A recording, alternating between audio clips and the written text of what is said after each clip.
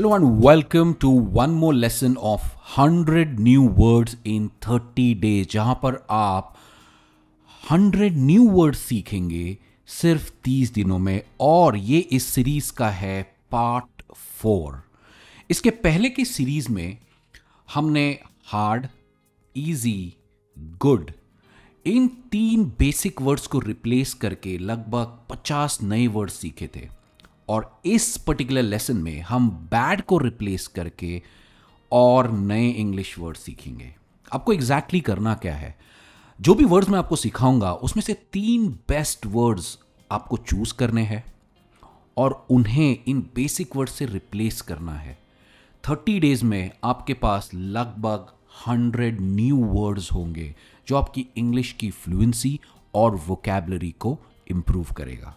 जैसे मैंने बताया कि पिछले 3 लेसन्स में हमने हार्ड को रिप्लेस करके करीब करीब 25 नए वर्ड्स, इजी को रिप्लेस करके 15 नए वर्ड्स और गुड को रिप्लेस करके अनदर 15 नए वर्ड्स सीखे थे।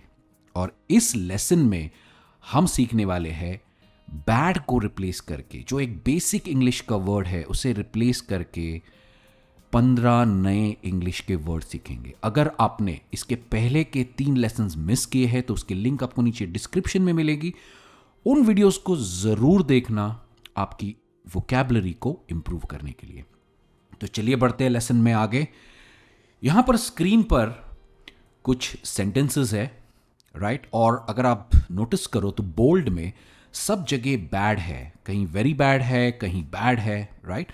बैड एक बेसिक इंग्लिश का वर्ड है, एडजेक्टिव है, और जब भी कोई चीज़ बुरी होती है ये बताने के लिए हम बैड को यूज़ करते हैं।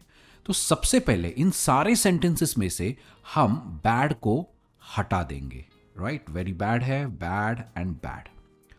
अब हम हर एक सेंटेंस में बैड की जगह एक बेटर एडजेक्टिव यूज करेंगे, यानी कि एक ऐसा एडजेक्टिव यूज करेंगे जो एक्सट्रीम है, हायर डिग्री का है।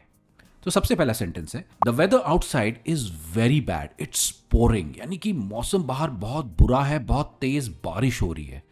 तो वेरी बैड की जगह मैं कह सकता हूं it's terrible. The weather outside is terrible, it's pouring, ये बताने के लिए कि मौसम बहुत ही ज्यादा खराब है।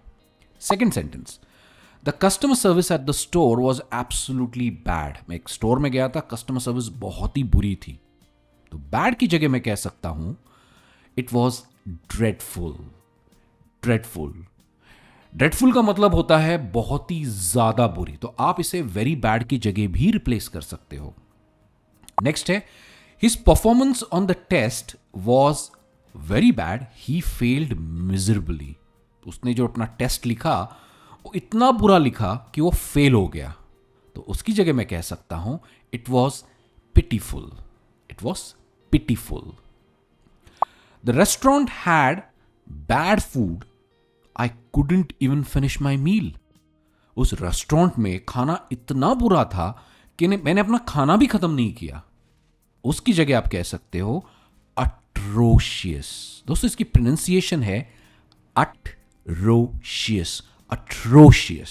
Say it with me, atrocious. Next है the traffic on the highway was bad, it took me an hour to reach. Highway पर ट्रैफिक इतना बुरा था कि मुझे 1 घंटा लगा पहुंचने के लिए। उसकी जगह आप बहुत एक ब्यूटीफुल वर्ड यूज कर सकते हैं, वो है horrendous. horrendous, horrendous. देखा आपने, terrible, dreadful, pitiful, atrocious, horrendous, 5 extreme adjectives है और बैड के रिप्लेसमेंट आप इन्हें यूज कर सकते हो, राइट? इसी से आपकी वोकैबुलरी बढ़ेगी। चलिए देखते हैं नेक्स्ट 5 सेंटेंसेस, और हमारे नेक्स्ट 5 सेंटेंसेस आपकी स्क्रीन पर है। और इन सब में से सबसे पहले हम बैड को हटा देंगे। हमने बैड को हटा दिया है। एक एक करके हर सेंटेंस को पढ़ते हैं। सबसे पहला है the accident scene was bad, I couldn't bear to look. रास्ते पर जो एक्सीडेंट हुआ था ना, इतना बुरा था, मैं उस तरफ देख भी नहीं सकता था। उसकी जगह आप कह सकते हो वॉज घासली। घासली भी एक एक्सट्रीम एडजेक्टिव है और आप इसे वेरी बैड की जगह भी यूज कर सकते हैं। The condition in the slums were bad, उस झुग्गी झोपड़ियों में जो हालात थे वो बहुत ज़्यादा बुरे थे, उसकी जगह आप कह सकते हो डेप्लोरेबल, डेप्लोरेबल, डेप्लोरेबल.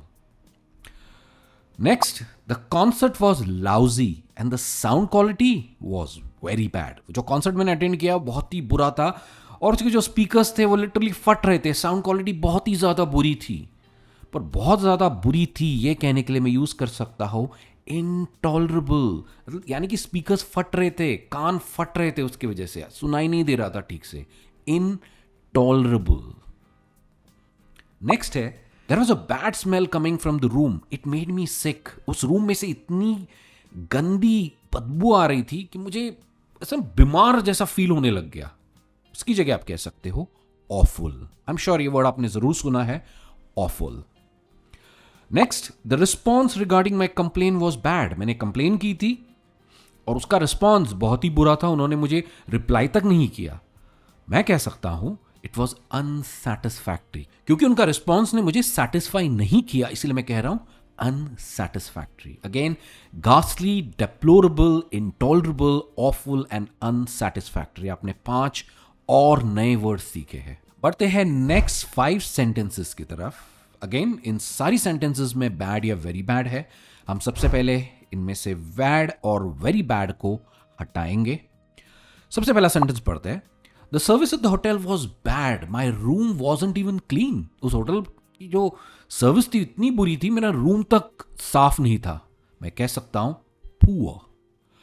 पुअर. मैं जानता हूं पुअर एक बेसिक वर्ड है, पर बैड से तो बेटर है और इस सिचुएशन में परफेक्टली फिट होता है. Next, the quality of the material was bad, it easily ripped.